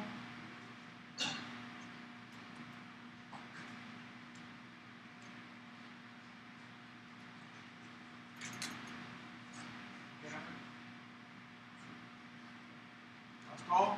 Okay. So I've done it here graphically just to sort of derive it. So the book has some formulas, but again, depending on how you want to approach stuff. So here I drew P and Q. The parametric form of the line, I can do it two ways. I can use P plus Q minus this. So I take 3, 1, and then that gives me my base.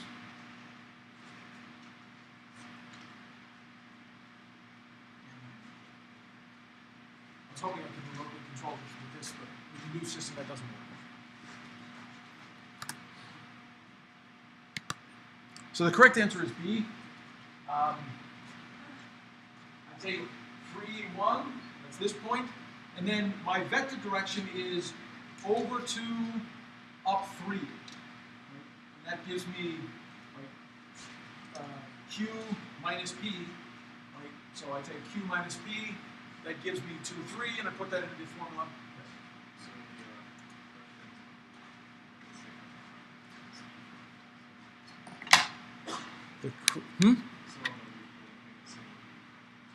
The correct answer is not E. The correct answer is B. That's because they changed the software. It used to be the E let me advance slides. It's no longer doing that, and I forgot over there I hit E. So the correct answer is B. Good. Which is good, because no one had answered E.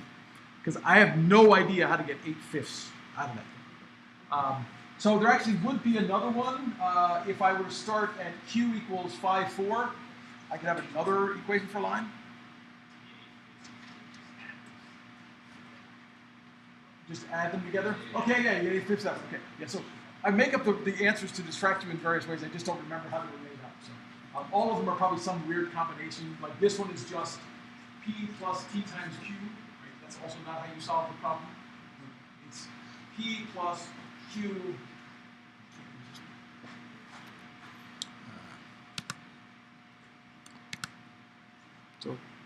And so if you'd started with Q, there'd be another answer. As I said, there's infinitely many points, but they will all have either 2/3 or what would be the other vector if it's not 2/3? Minus 2/3, right? Because it's either going this way or that way, right? So it's got the same ratio. So, okay, given the line 0, 0 plus t times 1, 1 and r, find the distance of the point to the line. And you could talk about this with a neighbor.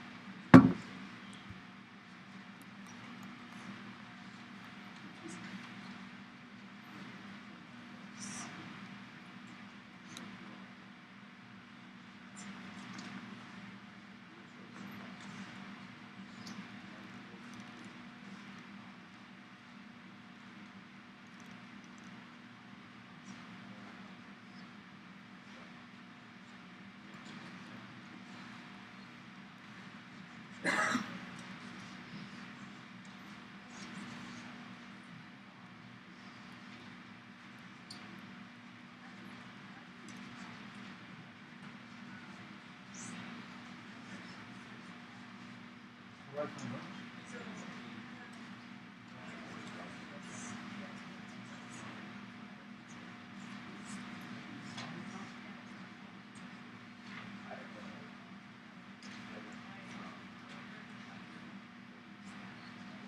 can, if they're like converting to a piece of one, that's one of the things. Okay, so it's different. So it's not telling you what coefficient is constant. So if things down,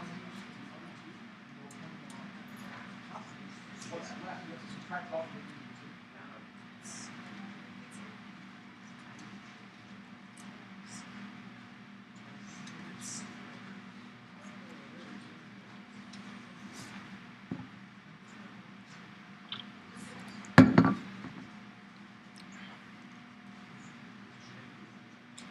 Okay, I'll give you another 30 seconds.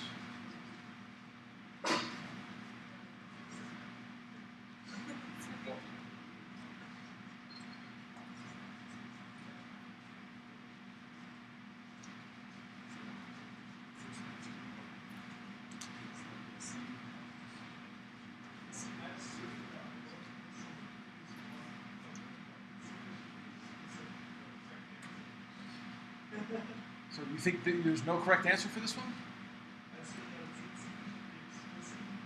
Oh, you're not explicit enough. Well, I think this one is. So last call.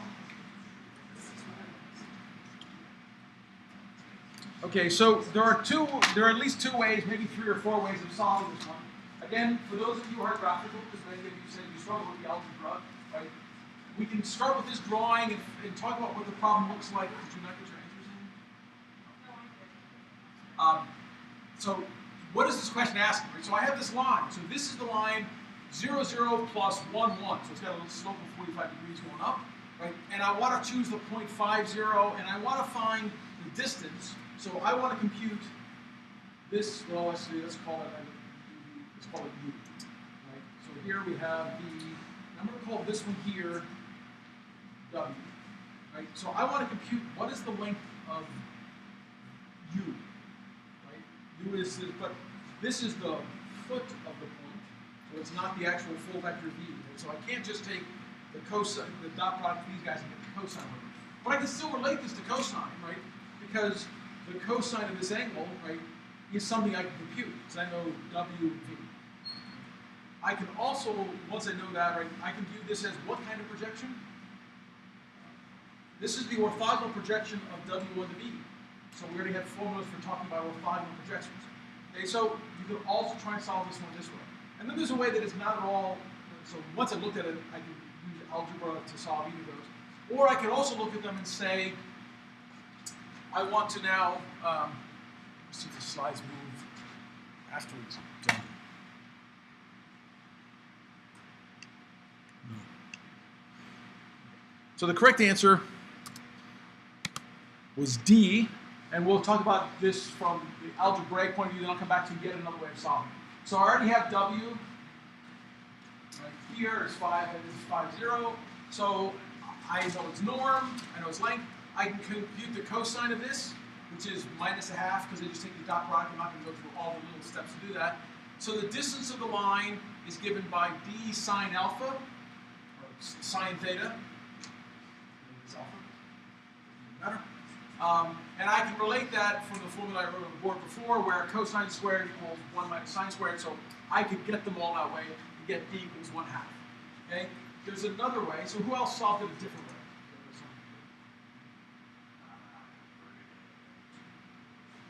Implicit form. So from an algebraic point of view, given your parametric form, if I make it an implicit form, then I just put in the coefficients of the other point. It tells me the distance. So what's the implicit form of this line? Actually, you already measured. So where do you guys? D.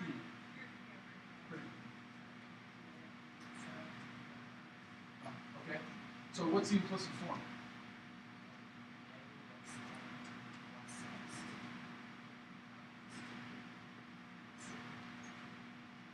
-2? No. That can't be on the line, because the point 0, 0 is on the line. plus 0. So there really is no coefficient to this one. Right? So, because the 0.00 has to be a 1. So if you get the minus 0.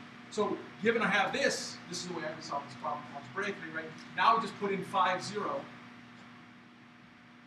And,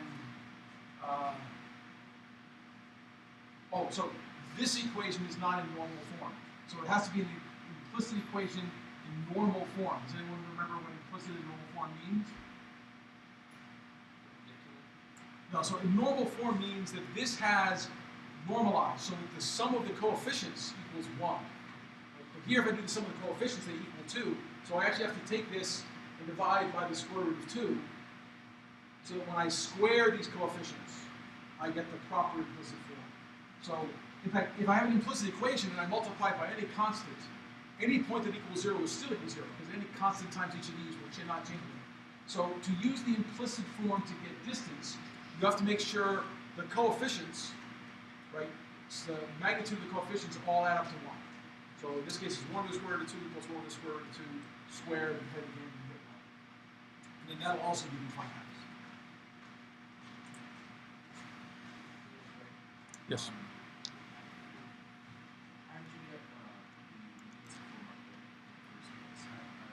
So well, actually, we'll have more questions going through how to convert from parametric implicit, right? But so I just asked someone in that case, right? But and fix their solution. But we'll derive one in just a little bit. So we're going to do a bunch of conversions. So in fact, let's go ahead and do the next conversion. Give the implicit form, given the implicit equation of this line, find the preferred parametric equation.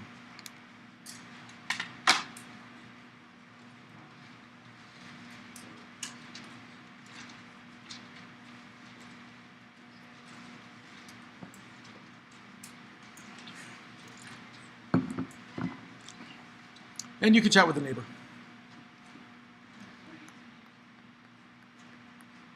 Wow, somebody was fast.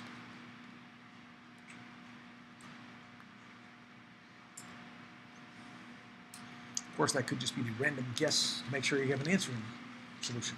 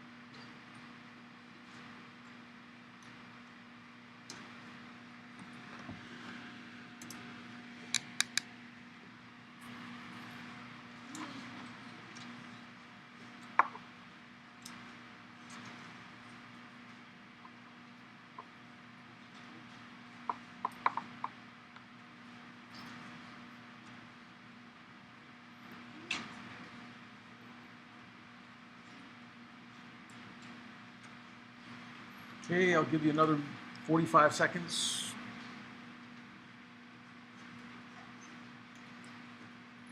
So this is very much like the example I gave when we started chapter 3, just different numbers.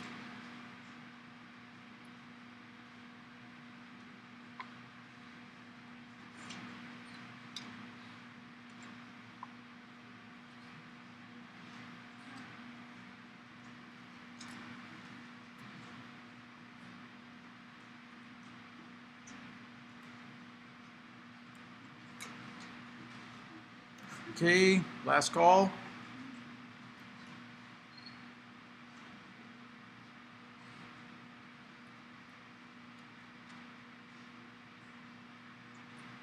That's 1 or 2, okay?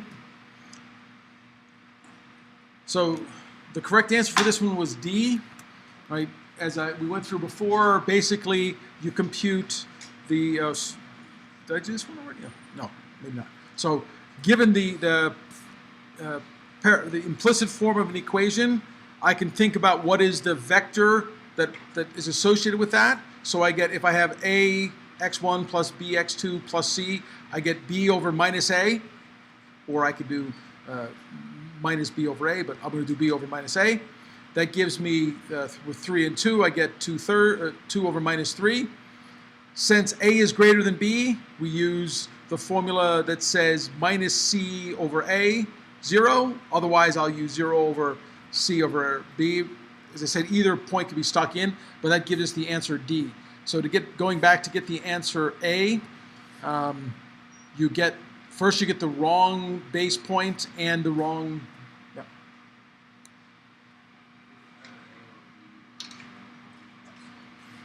Okay, so if either A or B is 0, so there are 2 choices for the slope, right? So because the slope, well, by the slope you mean this point here, where it's divided? V, right? So V doesn't care if either one of them is 0, right? It's B over A, B. So that's a coefficient. It's a vector. There's no division there. So it's allowed to have A is 0, or it's allowed to have B equals 0. It doesn't care about it. B equals 0 means you go just this way. A equals 0 means you go just that way. For finding P, yes, right. So if one of them is 0, use the other. Right? It's pretty straightforward. Because if one of them is 0, then the other one will be larger. So if if B is 0, then the magnitude of A will be greater than B. If they're both 0, then our implicit equation must be 0x1 plus 0x2 plus 0 equals 0. And the line is a point. It doesn't go anywhere.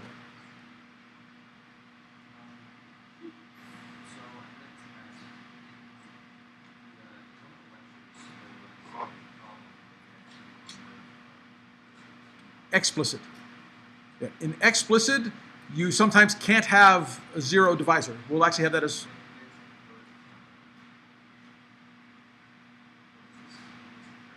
Well, this equation is, the top one, that's a parametric form, and that's an implicit form. Right.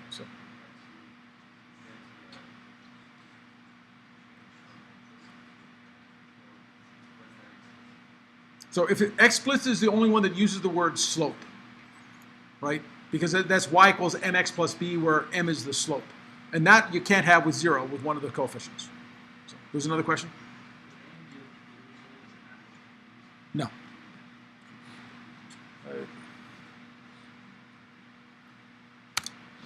So we have time for at least one more.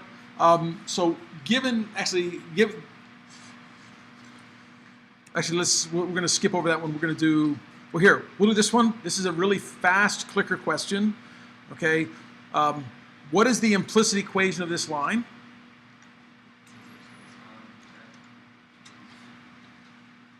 So implicit means y equals mx plus b type form, or x1 equals something plus x2. That's explicit form. So what is the answer to this question?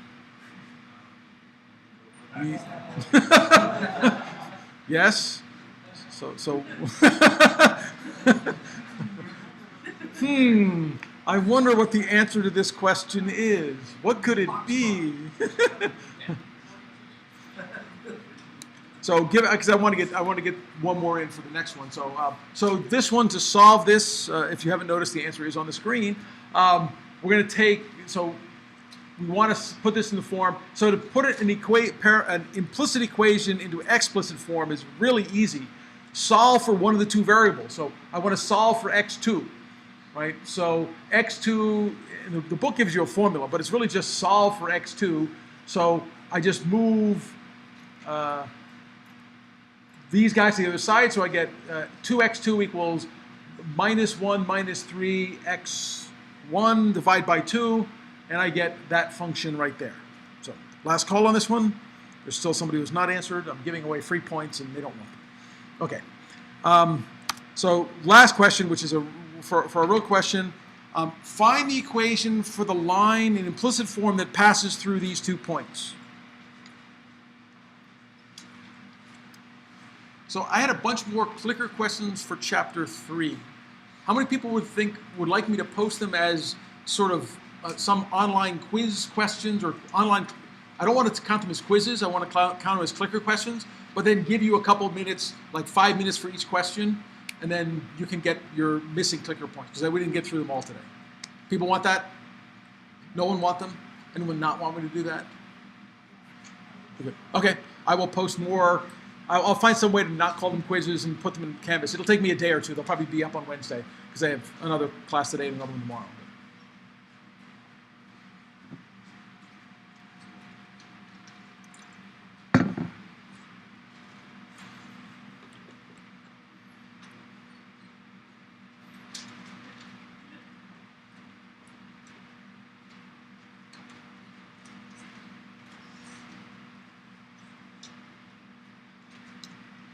We have 2 minutes. I don't know if we're going to finish this one in time.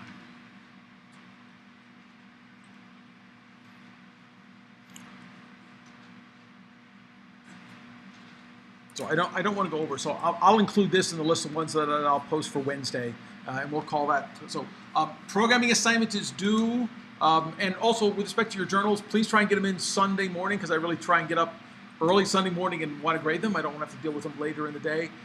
Your programming assignment is due. If you have my office hours is today, Chris's are tomorrow, you can send me mail later in the week. I will probably be around most of the week. I can answer questions, but really don't delay. It's a pretty straightforward programming assignment. The hardest parts are for those of you who struggle with I/O. You'll have to make all of that stuff work.